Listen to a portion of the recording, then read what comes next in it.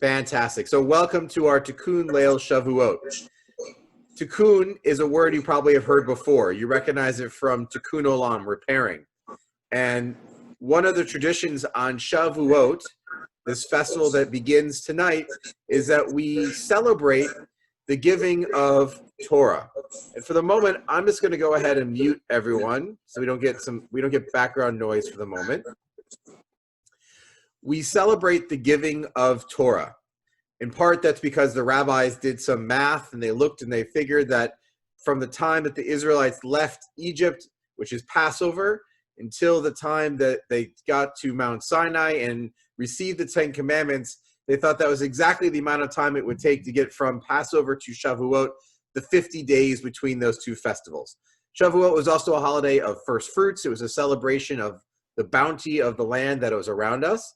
But it was, for many, it was a celebration of the giving of Torah, of our tradition. And we're going to talk about that tonight. But because Shavuot was a celebration of the giving of Torah, one of the customs that evolved was that one should study different pieces of text all through the night of Shavuot. So there are some people who will start as soon as the sun goes down tonight and will not stop until the sun comes up tomorrow, sun goes down again tomorrow. They'll be studying or worshiping or praying. It's like pulling an all-nighter in college. Welcome to Tikkun Leil Shavuot. Well, we're going to start off tonight with all of us together.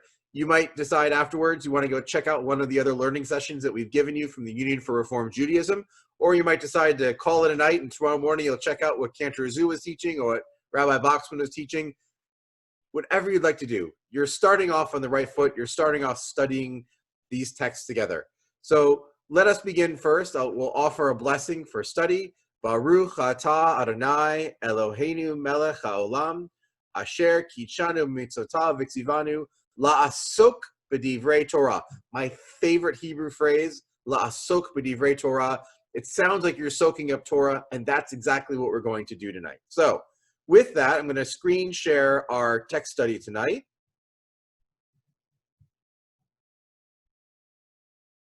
Everyone see that? Who wrote the Bible? Some nodding heads, a few hands. All right. So I'm just going to adjust my screen so I can see as many of you as possible. If you have questions, I encourage you to unmute and ask questions, or if you wave at the camera, I might see you. Because I'm in screen share, I can't see everyone at once, however. So if I'm not seeing you, just unmute yourself and say, Rabbi, can I ask a question? Be happy to call on you. You can see almost everybody, but not everybody quite fits on. All right, so who wrote the Bible? And we're going to start off with the question of how many creation stories do you see? So we're going to look at the story of creation. We're going to start at the beginning. Why not, right? We're studying Torah, starting at the beginning. So we have here, this is from Genesis 1. This is the first creation. This is the start of creation. Can I get a volunteer to start reading that first paragraph? Promise, all English. Or I'll just call on people if that's okay. Alan, can I call on you since you're at the top of my Hollywood squares? Sure. Let me move my picture so I can see you. When God began to create heaven and earth, the earth being unformed and void, with darkness over the surface of the deep and a wind from God sweeping over the water. God said, "Let there be light," and there was light. God saw that the light was good. And God separated the light from the darkness. God called the light day, and the darkness he called night. And there was evening, and there was morning, the first day. Excellent. So we're going to pause there for a second. So this is the beginning of Torah, Genesis chapter 1, verses 1 through 5. Bereshit bara Elohim, and God began to create heaven and earth. For those who are curious, this translation comes from a website, sefaria.org, sefaria.org. It is the best text website out there in the universe. They have a great app as well. You can find any Jewish text, even many you don't know exist, all on Sefaria. So this is their translation. So they use a gender translation for God. We might not do that, but this is the easiest place to pull all of the text together. So we have here the beginning of the story. Show of hands, does this sound familiar? All right, so in your own words, what's going to happen here? We see this depiction of creation. And how is it framed? What's the time frame for the creation story here? One day. Good, Paul. So it's one day here, and it's going to be one day at a time. Not the soap opera, but this is going to be starting off creation one day at a time, taking a step by step. I can see my mother's cringing at that last joke. We can go step by step through creation. And we started here at the very first day, but we're going to leap ahead because I want us to get a little bit further along. We kind of know what happens. Each day builds a little bit. First, there's going to be a separation of the land and the water. There's going to be creation of the sky, then plants, and then animals. We're going to jump ahead now to Genesis chapter 1, verse 26. So, Paul, you're next up on my list. And God said, let us make man in our image. After our likeness, they shall rule the fish of the sea, the birds of the sky, the cattle, the whole earth, and all the creeping things that creep on earth. And God created man in his image. In the image of God, he created him, male and female, he created them. Okay, pause there for a second. So what do we just have happen? We're up to the 6th day, and what's happened? David, I saw your hand go up. Unmute yourself and fire away. Hold on. We can't hear you yet. Unmute yourself, and then we can... Okay. There you go. First line. And God said, let us make man. Who is us? All right, so there's a big question there, and that's actually not where I want us to get stuck tonight. That's a great theological question. The Hebrew and the rabbis spend pages upon pages trying to talk about this, but the Hebrew there is plural. Let us create, and so the translation is purposely written as let us. It's a great question to ask. I'm glad you're noticing it, but I don't want us to get stuck there tonight. But we'll save that conversation for another time about the different names for God. I want us to focus more on just what's broadly happening. Paul. I have a question. Sure. I was always thought that female came from a rib from Adam. Here we're not seeing that. Aha. Is correct. So, thank you for noticing that. Some of us, I saw some nodding of heads out there, are familiar with a story in which a woman is created separately from man. Here, man and woman are being created simultaneously. One of the ways to look at it is they're being created as two separate individuals.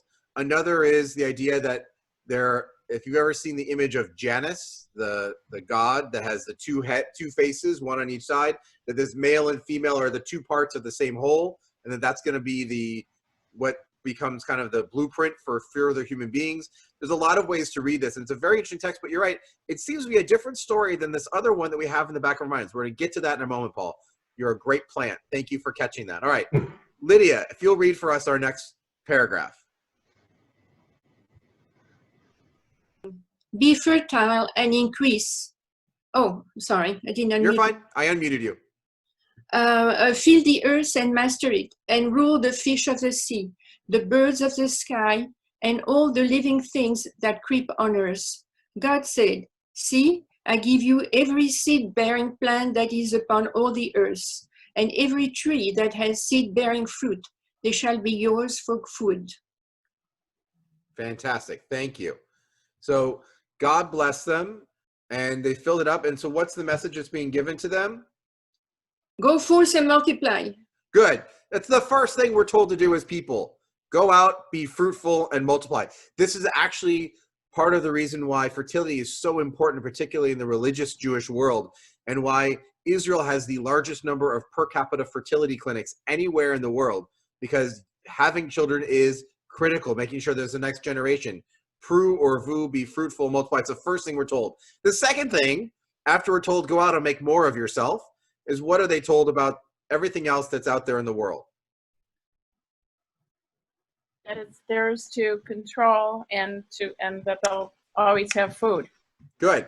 So they are given everything else out there. You have some kind of mastery over it. You have an ownership of it. So human beings are being placed at the top of this pedestal of all of creation that's happened before this. Human beings are at the top of it. Great. Okay, let's keep going to our next one. Next up, oh, Paul, I see a hand. Go ahead. Again, I have a question. God is promising them that every tree that has seed-bearing fruit, they shall be yours. And yet he denied them later on the fruit of the tree of knowledge and the tree of life. So he's taking back on his promise. Is God? That's not part of the story. Why isn't it part of the story? We're going to get there in a moment. I'm telling you, are on the right path, Paul. You're just about 5 minutes ahead of us. I promise. When we get there, you're going to be like, yes, that's why we're here. Okay, so let's keep going. My next reader, I see Judy. Can you read for us? Yes, I will. Oh, wrong, Judy. I would have, not you, Mom. Sorry. Sorry. Judy Spitman. You can unmute.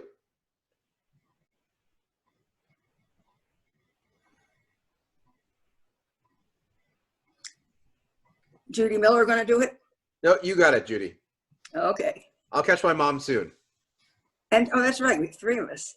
And to all the animals on land, to all the birds of the sky, and to everything that creeps on earth, in which there is the breath of life, I give all the green plants for food. And it was so.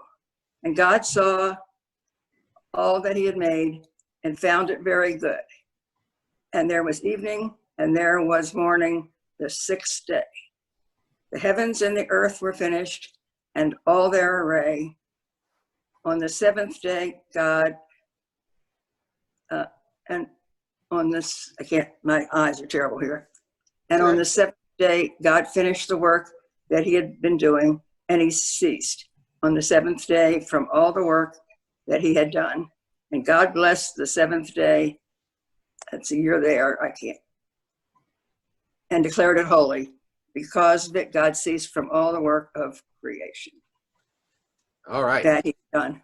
Thank you, Judy. Great. So what's laid out here on this last part? So we find out the end of the sixth day, and what else? Lydia? To establish a hierarchy of who controls who and what order. The humans control the animals, and the animals control the plant.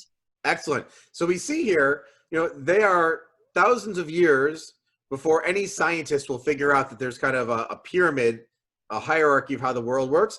And their understanding right here is, oh, well, human beings are responsible for the animals. The animals eat from the plants and the vegetables, and the plants and the vegetables are growing in the land.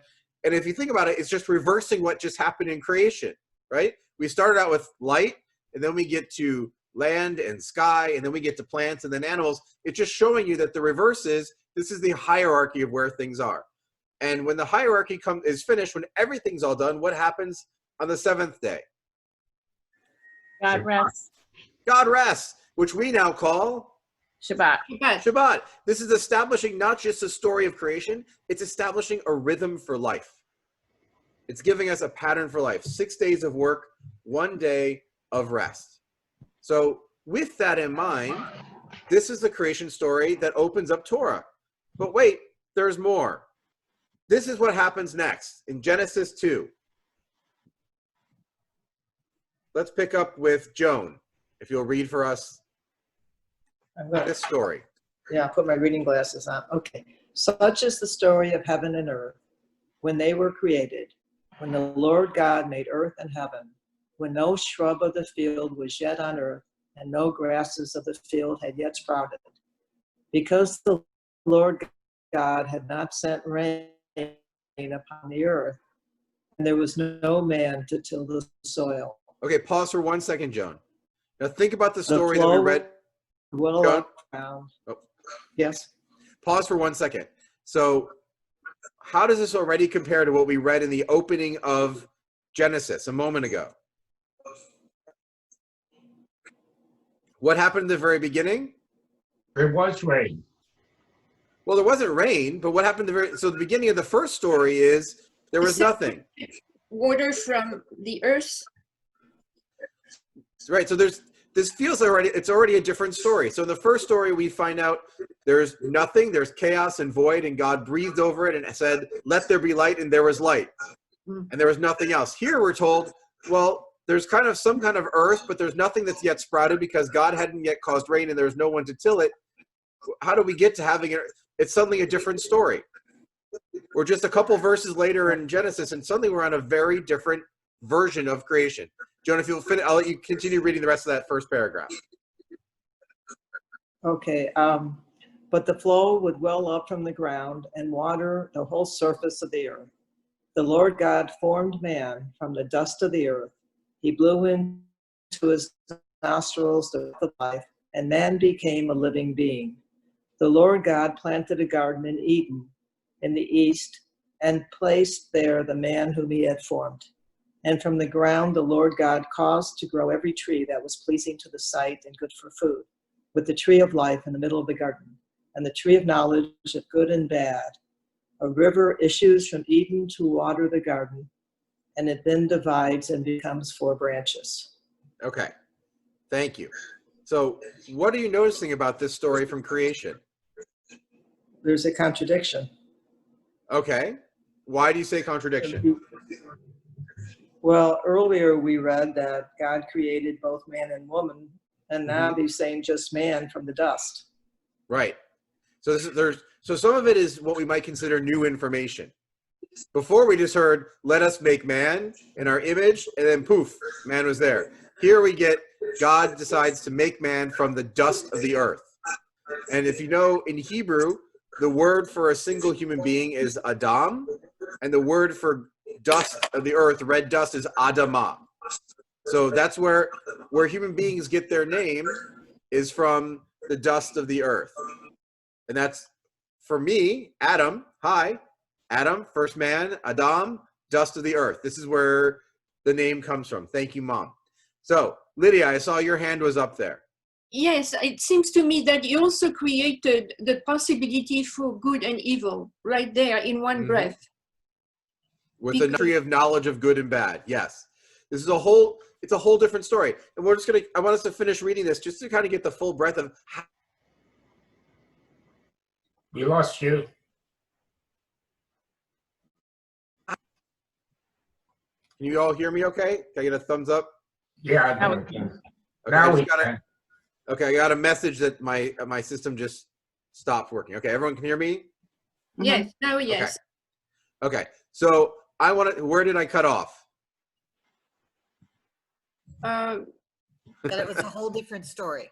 Okay, so we're getting a whole different story. I want us to read through these last couple of pieces so we can get the scope of just how different they are. Keep in mind, the first story was one day at a time.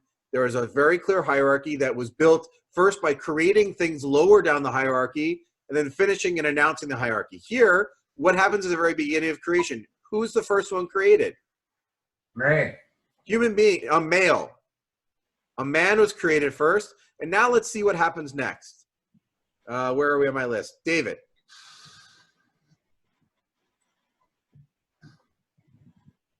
Unmute. David, you have to unmute. Okay, got it. Am I in the right paragraph? And the Lord God formed out of the earth? No, one above that.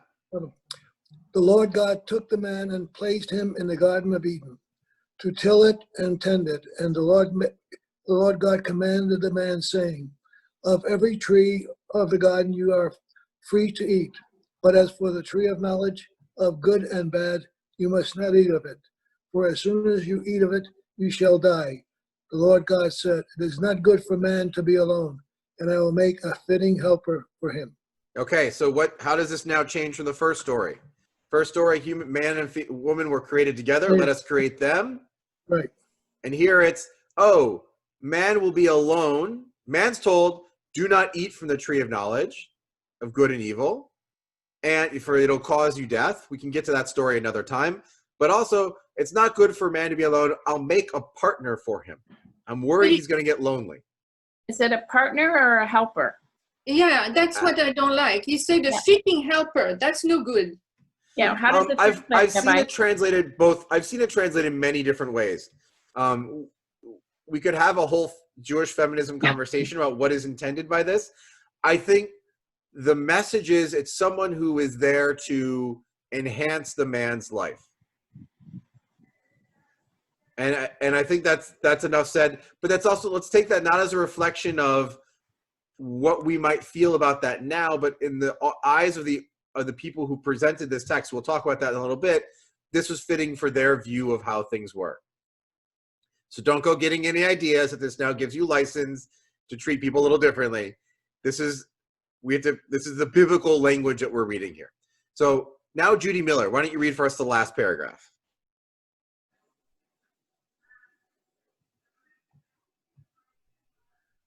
Okay. And the Lord God formed out of the earth all the wild beasts and all the birds of the sky, and brought them to the man to see what he would call them. And whatever the man called each living creature, that would be its name.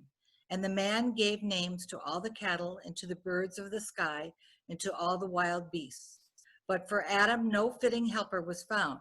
So the Lord God cast a deep sleep upon the man. And while he slept, he took one of his ribs and closed up the flesh at that spot. And the Lord God fashioned the rib that he had taken from the man into a woman, and he brought her to the man. Then the man said, "This one at last is bone from my bones and flesh of my flesh. This one shall be called woman, for from man was she taken." Hence a man leaves his father and mother and clings to his wife, so that they become one flesh. The two of them were naked, the man and his wife, yet they felt no shame.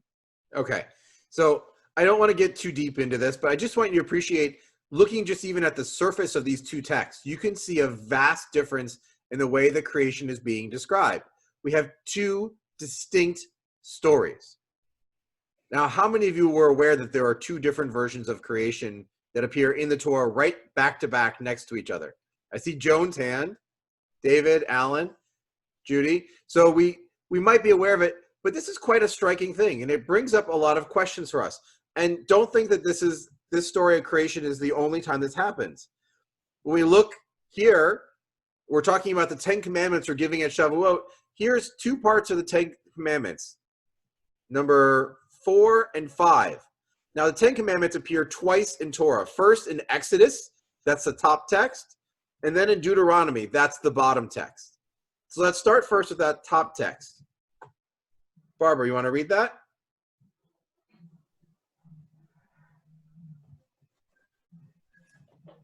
Remember the Shabbat day to keep it holy.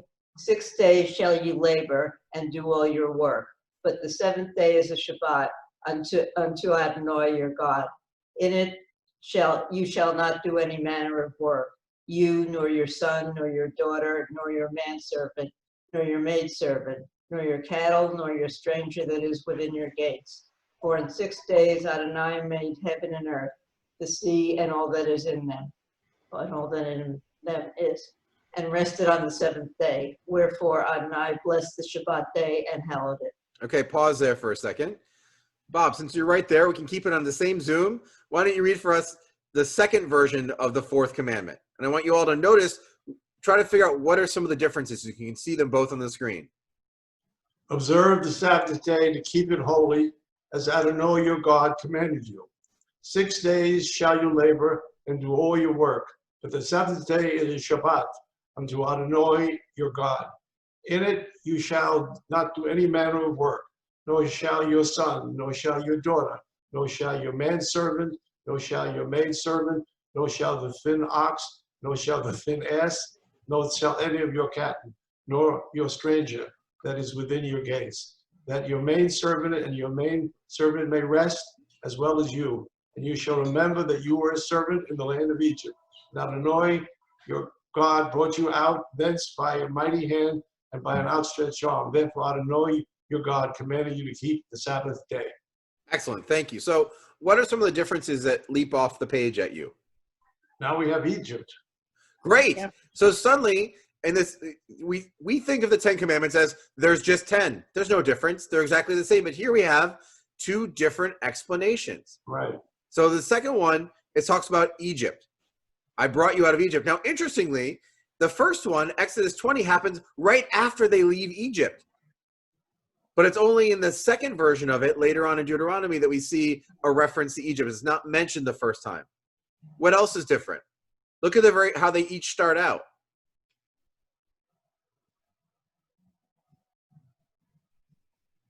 What do you notice with the opening of each of these commandments? One is to observe it and one is to remember it. Right. Now, observing and remembering are two very different verbs. It's different to observe something than it is to remember something. That's good. And the Hebrew is distinctly different. This is not just a translator saying, oh, I don't want to make it duplicate. They are being faithful to it in their translation of the Hebrew that's there. Paul, I saw your hand go up. Yeah, but could that be attributed? Deuteronomy is further along in telling the story. Deuteronomy is the 5th book. Mm-hmm. Exodus is the 2nd book. Fair enough.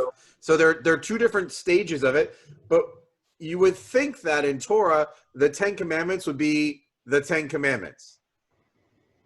Aren't they both essentially the same?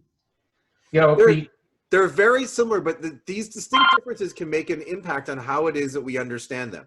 And the reason I bring this up is that it's an important piece to understand that these questions have come up, and what we have to ask ourselves is, how do we resolve textual conflicts? And there's a variety of different conflicts that actually come to mind. I want to look at some of those now. So there's a classic rabbinic approach. So the classic rabbinic approach is that all sacred texts come from God.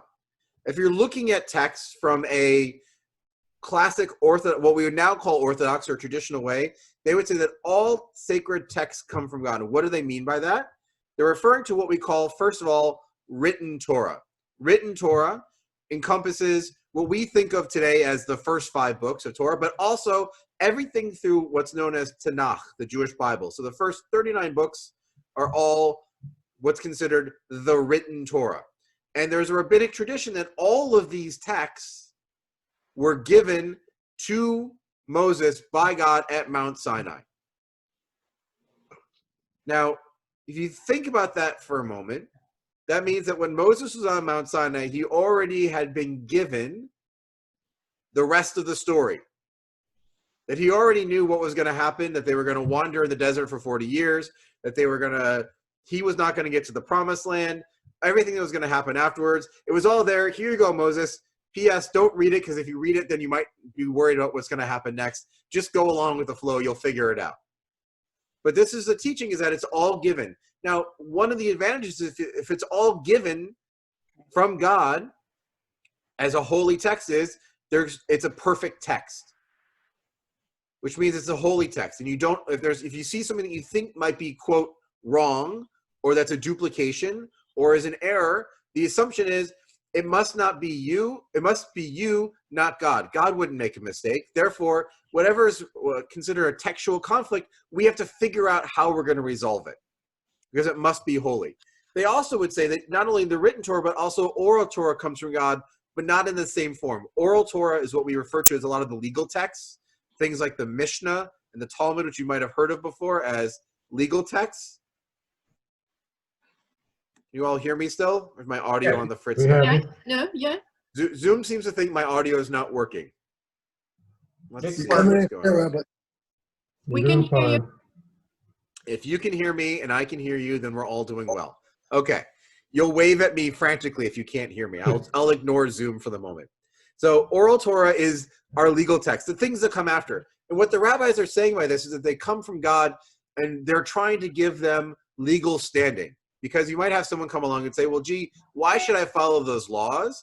They don't feel as important as that written text that you tell me came from God.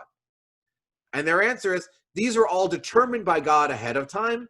When people wrote them down, they were simply taking what God had given them, putting it down, and therefore they are all considered holy texts that also come from God.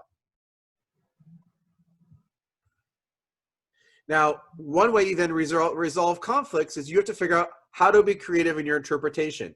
So you might say, well, gee, maybe we're not understanding the words correctly. Maybe, for example, in that question about the two versions of the Ten Commandments. When you say observe Shabbat and remember Shabbat, they're different echoes of the same idea. Even though different verbs are used, we can kind of dance around the interpretation and try to explain how they mean the same thing.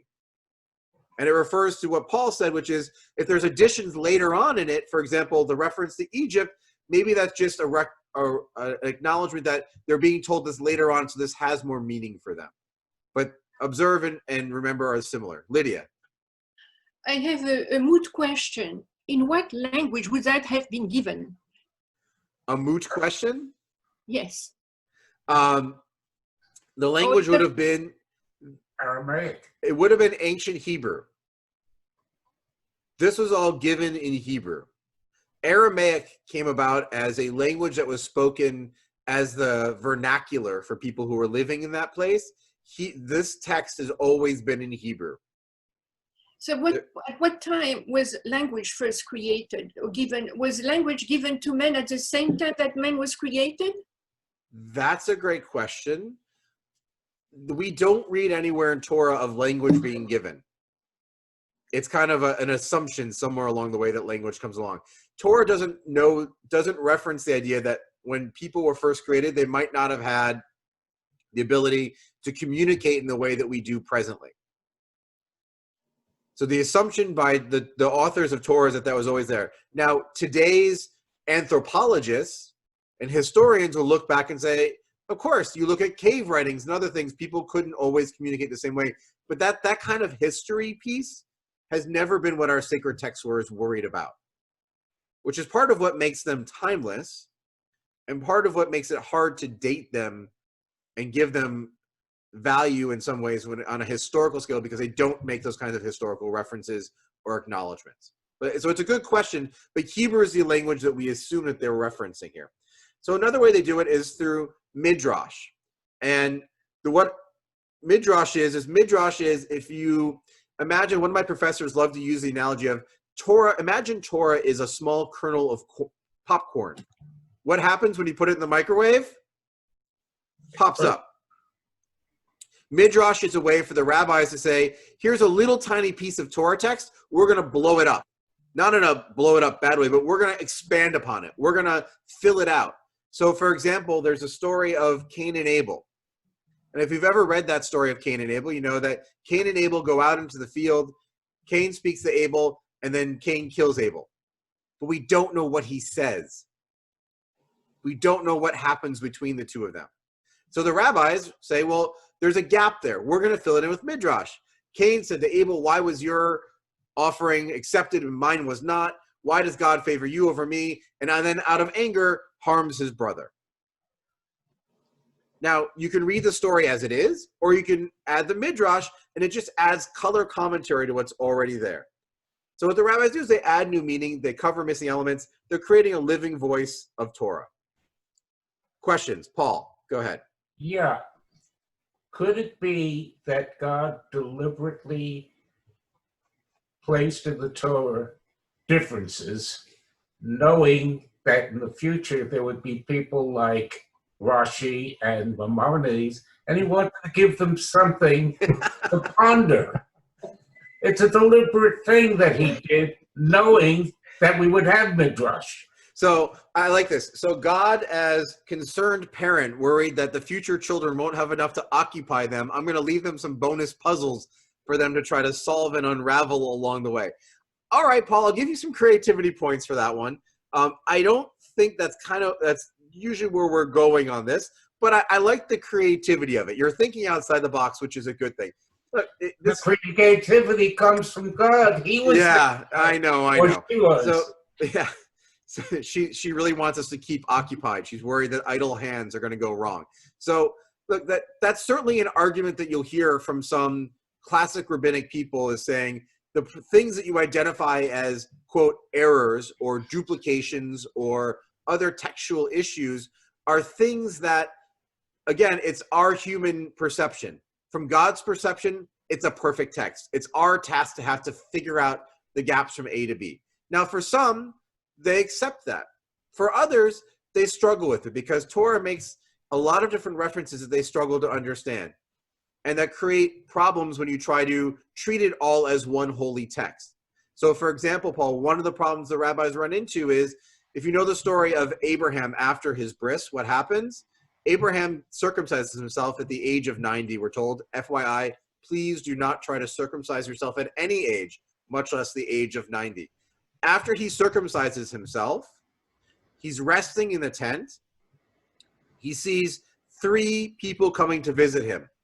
He leaps up to go greet them, and then comes back and tells his wife, quick, prepare some meat and prepare some dairy dishes and bring them out to them. And the rabbis are like, wait a minute, why would he prepare dishes with both meat and dairy? Doesn't he know? Because all of Torah was given at once. Shouldn't he already know that you can't have meat with dairy?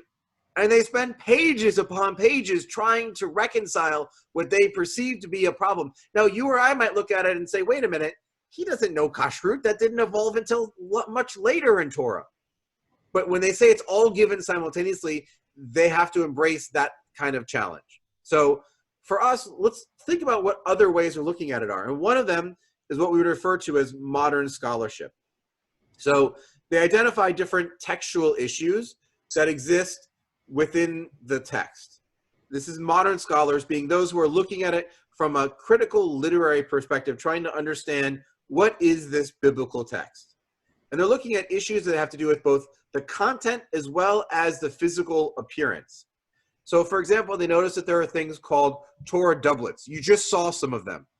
Torah doublets are when you have the same story or motif that gets repeated. So for example, we have the creation story. There's a series of other stories called the sister-wife motif, which is that there are 3 different stories that appear in Torah, where first Abraham goes somewhere and says to the people who he's going to see, Sarah's not my wife, she's my sister. And he tells Sarah, tell them you're my sister because I'm afraid they're going to kill me. There's a whole rigmarole. They go through this. They actually go down to see Pharaoh of all people. And in the end, it gets revealed that Sarah is his wife. Pharaoh says, why did you do this to me? Gives them gifts and sends them on their way. A couple of chapters later, Abraham goes into the land of Gerar and tells Avimelech, oh, she's not my wife, she's my sister. And lo and behold, the same story repeats itself. Then, a third time, Isaac goes back into the land of Gerar with his wife Rebekah, tells them it's his sister, not his wife, and the same thing repeats itself. And they say, wait a minute, why would you have the same exact story trope repeat itself 3 different times so close together? That's a problem they identify. Other doublets are what we saw with the creation story, with the different versions of the 10 Commandments. It also appears in sections, for example, in the story of Noah's flood. There's different versions within Noah's flood of what Noah was told to do.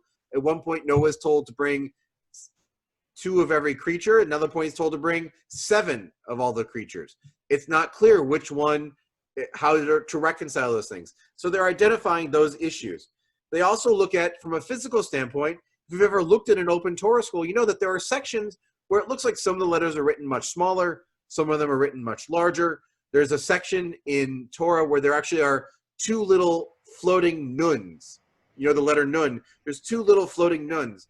And if you look at it, the section that they're around actually seems to be an addition or doesn't belong there.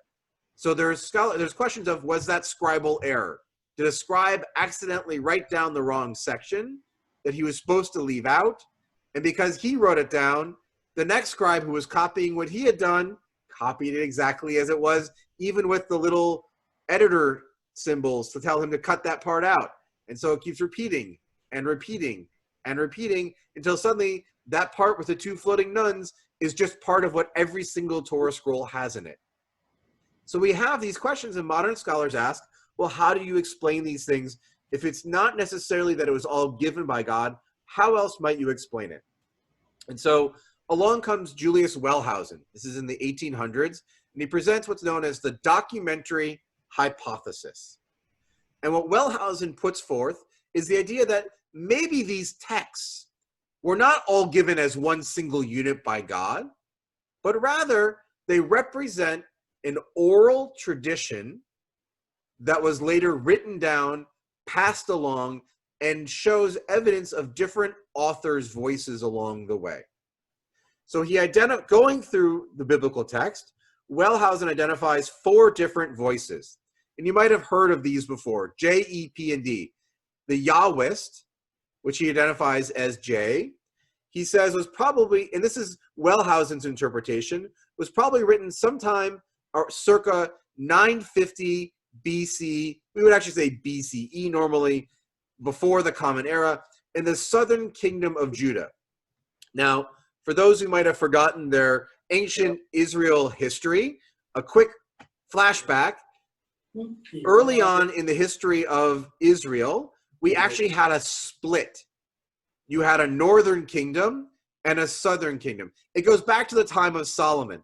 Solomon was very harsh on the people in building his temple, and when his son came along and was continued trying to levy harsh taxes on people, they decided to split a northern kingdom and a southern kingdom.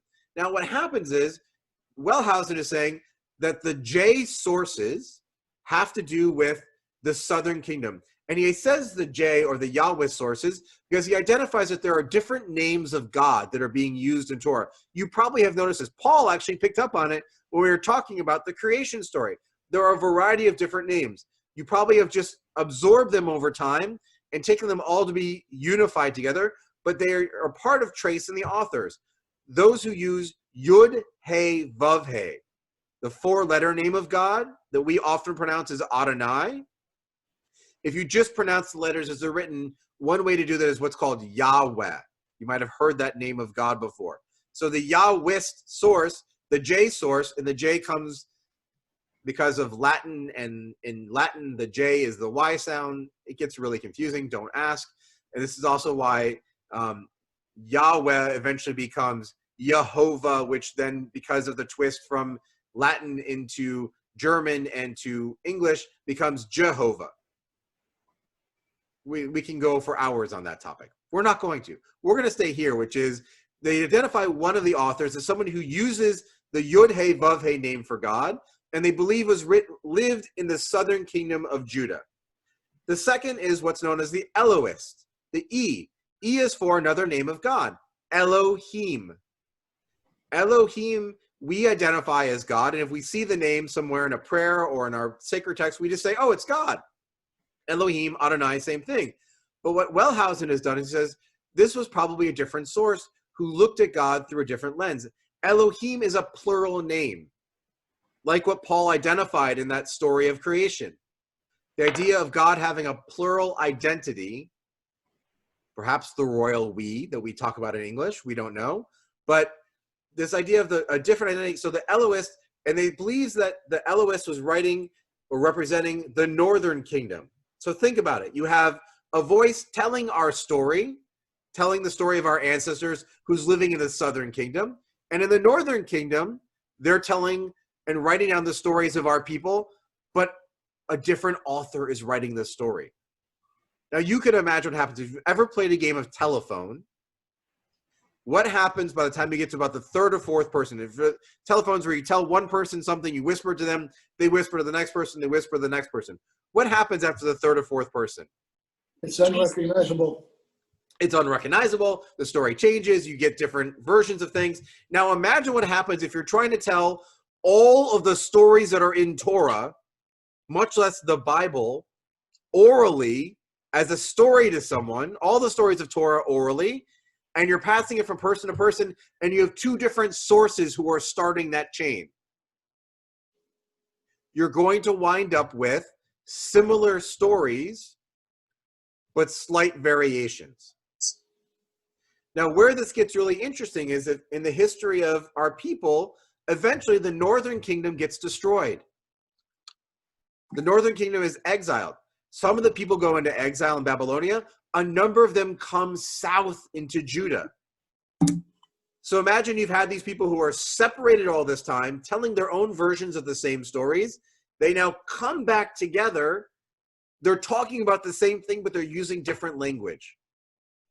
And so you have the next source, which is, in his mind, is the Deuteronomist, who writes the book of Deuteronomy, which is a repetition of things that have come before. and is writing at a period of religious freedom and is trying to now take the stories that have come together from the people who are in the north, the Elohists, and the people who are in the south who know Yahweh, and he's trying to bring together all these different stories and tell them again. It's getting a little messy, isn't it? You can imagine the stories are overlapping, and people are saying, well, which story is the authentic story? How do we know? Well, then we have another source, which is, in Wellhausen's mind, the final message source, which is the priestly source.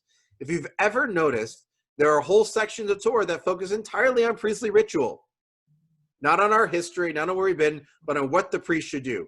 He attributes those sections and a lot of other ones to the priestly source. You can actually trace, because of the priestly source, you can trace through all of Torah the ancestry of the priests. That it goes from the 12 tribes to Levi to Aaron, down to Aaron, Moses' brother, and from Aaron to his children and to their grandchildren, to then to his grandchildren and great-grandchildren. You can trace the whole lineage of the priests. Now, why single out the priests so that we know their exact lineage? Well, part of it's probably because you had a priestly source who wanted to give merit and power to the priests of their time by saying, listen, we're all the ancestors of Aaron. We can trace it all the way back through our stories. And they're now bringing it all together. They were probably writing this mostly when they were in exile in Babylon, bringing all the different stories together. And who were the priests compared to the average Joe Israelite? They were the educated class. They were the ones who probably had the most access to reading, to writing, to the stories. And so it was theirs to shape and to take what they already had. Now, here's what we have for Wellhausen. There are 4 sources that were combined by a series of redactors, editors. First, J and E come together to form a combined JE, and then with D to form a JED text, and then JED with P to form a JEDP, which is really all that was in Torah. He then attributes, basing on others, the final editing of the Torah to Ezra. Ezra is the last prophet referenced in the Bible. And what he says, and he takes this from others, that Ezra must have been the one who brought all of the stories together finally and said, this is the final version. And that our texts at the time were all unified. Now, as you can imagine, when you're redacting these stories, what's the biggest challenge you're going to face? Not a rhetorical question. What do you think are some of the challenges you're going to face in redacting these stories and bringing them together? They're going to argue about what's real and what's not to be included. Okay. What should be included? What shouldn't be included? And they're probably different versions of the same story. Good. You have different versions. Whose version gets in? If you have 2 different versions, how do you give primacy to one over the other? What else? You use your own judgment and you do your editing of whatever seems to be okay. At some point, it's going to come down to the editor saying, you know what, I think this works and that doesn't. Imagine having to edit together centuries worth of oral tradition that's been written down in some form, that has overlapping stories, and doing it in a way that tells a cohesive story. That editor deserves a Medal of Honor for trying to go through all of that process.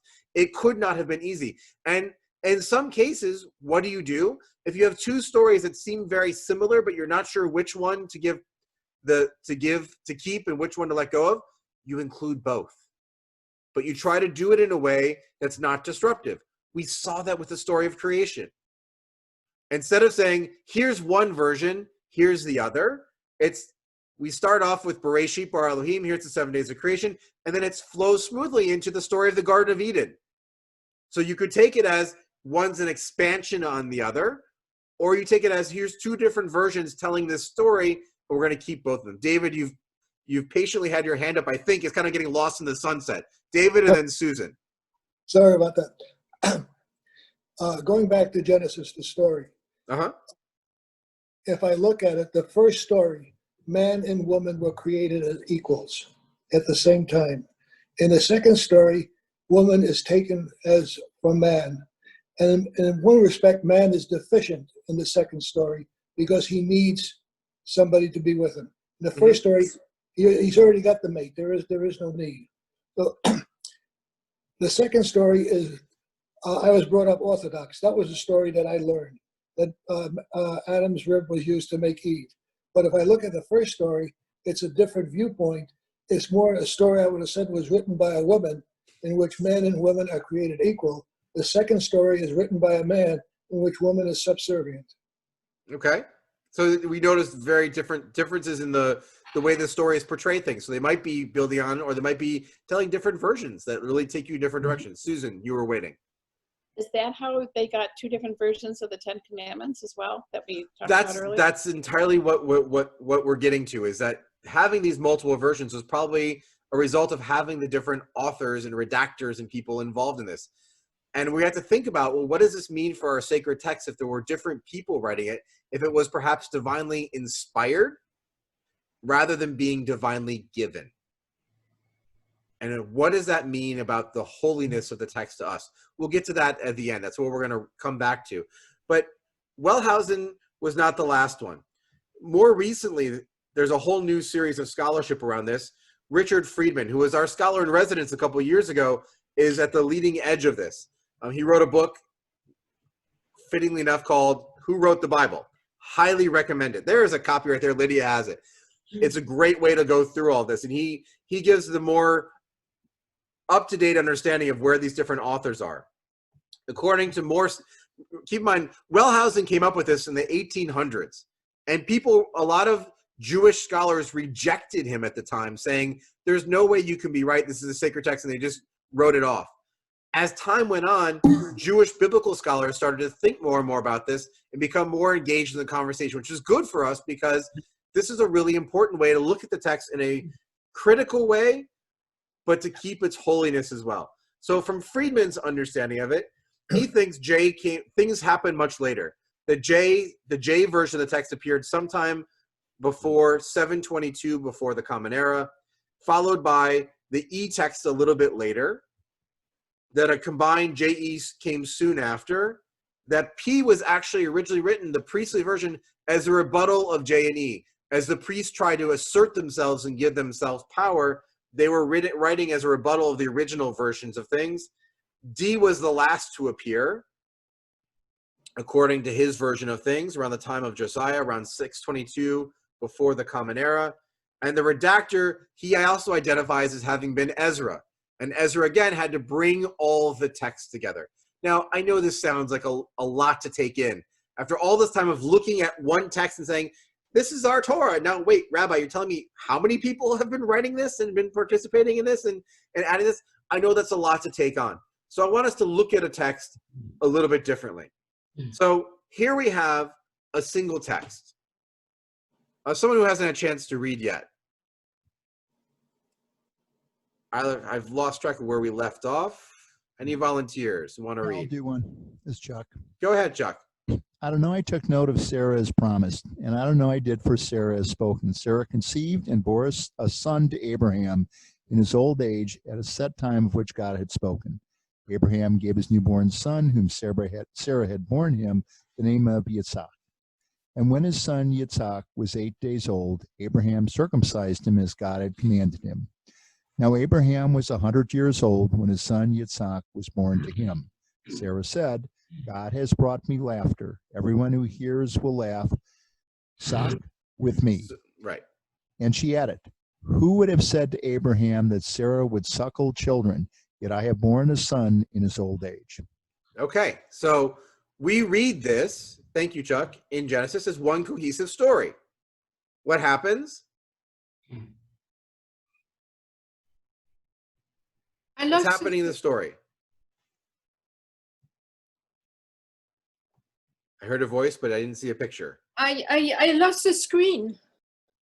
Oh, can everyone see the screen still? Yes. Yes.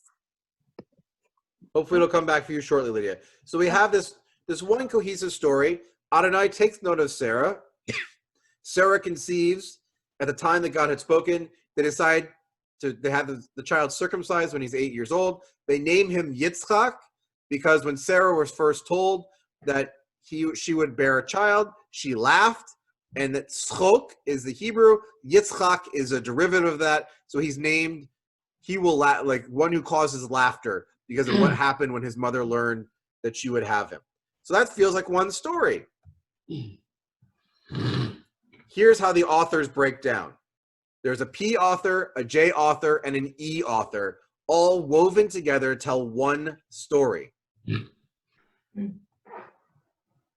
So the story, the J author, the P author is all the pieces that are not bold. So if you just read those, skip the bold parts and skip the italicized. So if you read just the P author, and Adonai did for Sarah as spoken.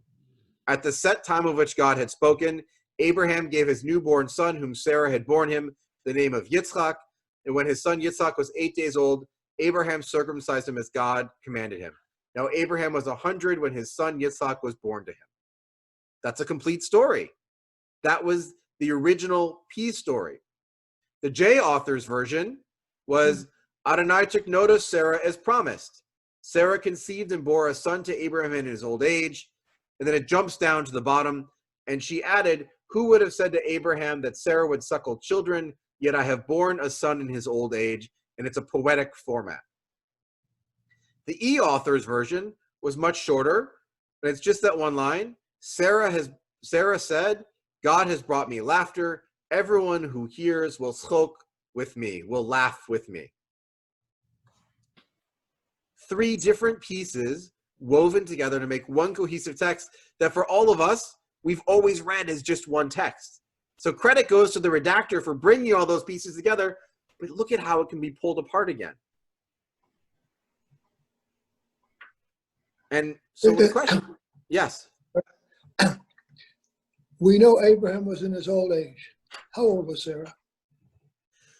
According to the tradition, if you take the numbers literally, and I would not advise taking them literally as years as we know now, and I'll explain why in a moment, she would be 90 years if he was 100 years. Now, the reason I say don't take them literally is that one of the challenges we face is understanding what is meant when they say Shana in Hebrew. Are they talking about turning, because Shana means, it comes from the word to change. In modern Hebrew, it means year, like a full year around the sun. We don't know if this meant time between certain agricultural festivals. We don't know if this meant time between certain moments of life. We don't know how they were interpreting those numbers. So I'm always very cautious. Don't read them that way. Also keep in mind, this was started out as an oral tradition. And if you're a storyteller, there are certain ways that you get people's attention. If you said Abraham was 39 and Sarah was 33 and they had a child, no one remembers those numbers. You say he was 100, she was 90. Those numbers stick out. The same reason there are magic numbers in Torah that people knew when they heard those numbers, they had meaning. For example, 40. You see 40 appears a lot in Torah. It was 40 days of flood, 40 days waiting at Mount Sinai, 40 of 40, 40. 40 didn't mean literally 40. 40 meant a really long time. If it was 400, a really, really long time. They just use these as storytellers so that your audience would hear 40 and go, oh, that was a long time. Oh, she must have been pretty old. He said 90. She must have been much older than we expect someone to be when they conceive. So don't take them at their face. Take them for their broader meaning. But I wanted to show you this text because it's hard sometimes to envision when they're talking about the documentary hypothesis. What do you mean that there's different pieces? But here it is. And it makes one story. So we're now left to ask, what does it mean that we have these different things? And I love the way that Reform Judaism has looked at it. So Reform Judaism comes up with every 30 to 40 years, different statements of what we believe. And the 2 ways that they reframed it, first in 1885 and then in the most recent one in 1999, I think give us a way to think about how do we make these texts still be holy for us, even if they're divinely inspired and not divinely given. So I'll read the first one from Pittsburgh in 1885. We recognize in the Bible the record of the consecration of the Jewish people to its mission as the priest of the one God and value it as the most potent instrument of religious and moral instruction. We hold that the modern discoveries of scientific researches in the domain of nature and history are not antagonistic to the doctrines of Judaism, the Bible reflecting the primitive ideas of its own age, and at times clothing its conception of divine providence and justice, dealing with men in miraculous narratives. So to put this in a little bit more modern language, understanding that the rabbis who wrote that in 1885 were all schooled in German-style universities and were writing with a very Germanic way, and had probably actually drafted this originally in German and then tried to translate it to English, which never sounds very elegant. What they're trying to get across here is the idea that to them, the Bible felt very old and foreign and not as meaningful in their time. And the reason I wanted to start there is that it's beautiful to see where we've evolved it to. So let's take a look at where we came to in 1999. Throughout our history, we Jews have remained firmly rooted in Jewish tradition, even as we have learned much from our encounters with other cultures. The great contribution of Reform Judaism is that it has enabled the Jewish people to introduce innovation while preserving tradition, to embrace diversity while asserting commonality, to affirm beliefs without rejecting those who doubt, to bring faith to sacred texts without sacrificing critical scholarship. As we celebrate Shavuot and this idea of our text being given to us, we can embrace the idea that our texts are divinely inspired, that God has given us these insights, these pieces of wisdom, the lessons and the values that we find in the text to inspire us to be better people. At the same time, we can look at the text and see that our ancestors, when they were creating these stories, shaped them with their own understanding. And that doesn't make the text any less sacred or holy. In fact, it makes it all the more ours. It truly belongs to the people Israel, because we were inspired to write it, to tell these stories. We had these experiences, and we've been sharing them to give meaning to those who come after us. And so on this holiday, when we celebrate the giving of text, we celebrate the gifts that we have been given. We understand them for what they are. They were passed to us from one generation to the next, and then we continue to pass along that sacred chain of tradition, sharing our stories, our lessons, our values from one generation to the next. Happy to take other questions or comments from those who are here. Yeah, Joan? I have a question for you. Hold on, Chuck. Joan had her hand up, and then I'll get to you next. Whoop, Joan, you got muted. There you go. How's that? Yeah. Yep. You mentioned earlier that when the Orthodox look at texts that are conflicting, they internalize it and say, what's wrong with me, not the text. Well, how did they reconcile the two versions of creation then? Well, I want to be careful. It's not what's wrong with me. They look at it instead of saying God wrote a faulty text, it's I just need to dig deeper. So there's midrashim that try to reconcile those two texts. There are dozens upon dozens of rabbinic stories that try to harmonize those texts together in a way that one feels like an explanation of the other. At some point, though, there are things you just can't harmonize. It's hard to harmonize the idea that man was created together, but man was created separately, if you're reading the text in a certain way.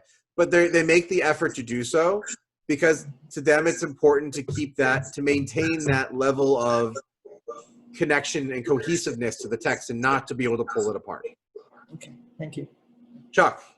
Yeah, I had a question for you. First of all, I think it was fascinating with the 4 parts brought together. I don't think I ever heard that. But my question is, if Ezra, who's I guess referred to as Ezra the scribe, who came back to the Holy Land after the exile, was when we think of Ezra, I don't believe it could be just one person writing it.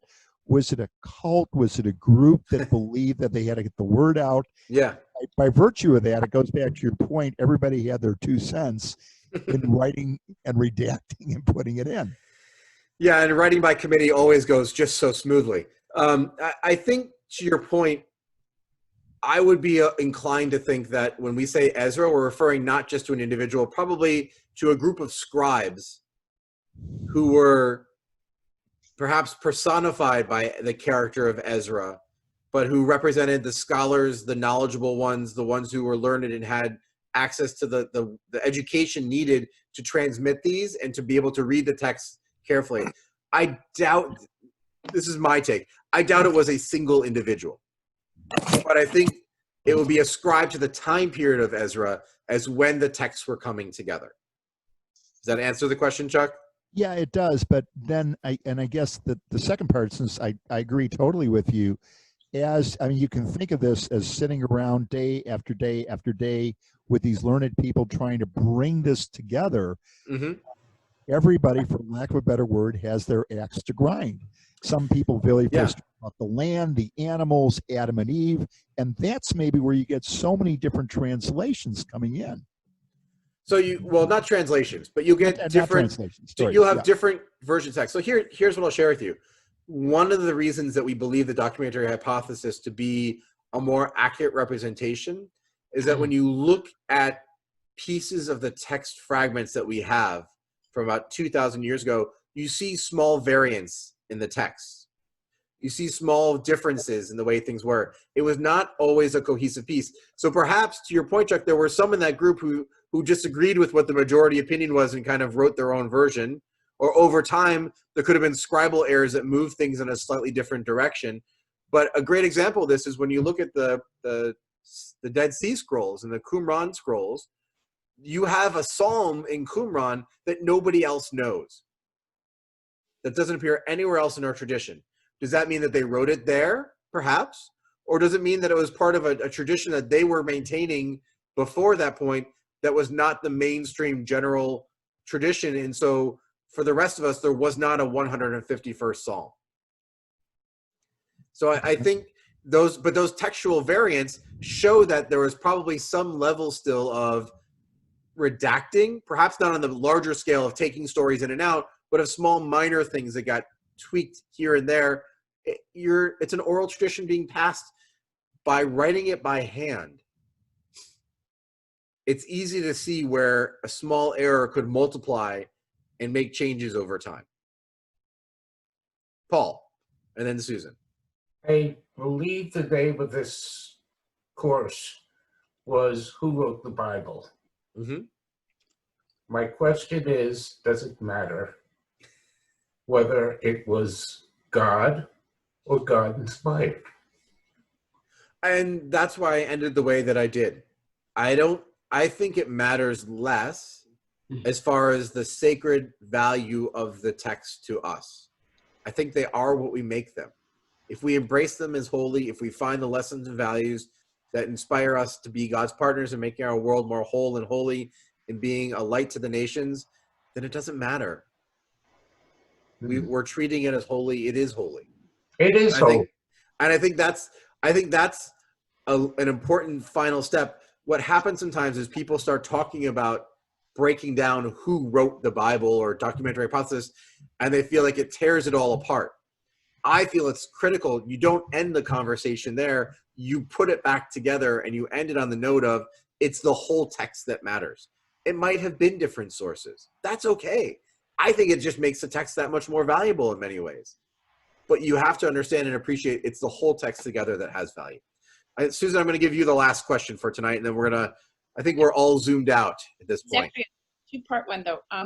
My understanding, and you might Very have rabbinic of you. One question that has two parts that will now be divided into 4 sections. Yes. Okay. You might have alluded to this earlier, but I've heard sometimes that that the 5 books were really 4 books, and one of them was added in later. Is there any? Well, if you look at some of the, that's the first question. Yeah. That's the question. Okay. So for that question, if you look at the way that it was laid out by Wellhausen and by Friedman, that's a possibility, because Deuteronomy, which is the 5th book, is a repetition of the things that happened before. So there are many who think that Deuteronomy is actually referenced in some part. There's a section in the Bible. So later on beyond the stories of the Torah, when you're talking, there's a Bible story that talks about that a scribe during the time of one of the Israelite kings finds a scroll that tells the story of everything that happened before. And there are many biblical scholars say he didn't find the scroll. He was recounting all the things that had happened before, and that was probably the origin of parts, if not all, of Deuteronomy as a retelling of what happened in the other 4 books. However, we don't have textual evidence to actually be able to prove that. We cannot definitively say 4 were written first, then a 5th was added. And it's also interesting to note that the Ethiopian Jews, who were separated from mainstream Judaism at a very early time, actually believe the Torah is 6 books. They include the book of Joshua. So the Ethiopian Torah, the Jews don't stop at the promised land. The Ethiopian Torah, they get there with Joshua and they conquer the land, and then it finishes. So you can see that textual traditions varied over time, but it is we don't know, we at least the commonly accepted piece is the 5 books are the 5 books.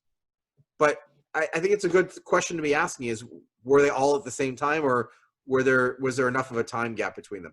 Susan, do you have another question? Oh, it's more of a comment that I think one of the things that's so wonderful about Reform Judaism is that it's a living Torah, that you can keep on interpreting it. And each time you read a parsha, and depending on where we are, it really affects our interpretations. And that's just wonderful. And I really enjoyed tonight, and I'm excited to go eat my cheesecake. So thank you for that.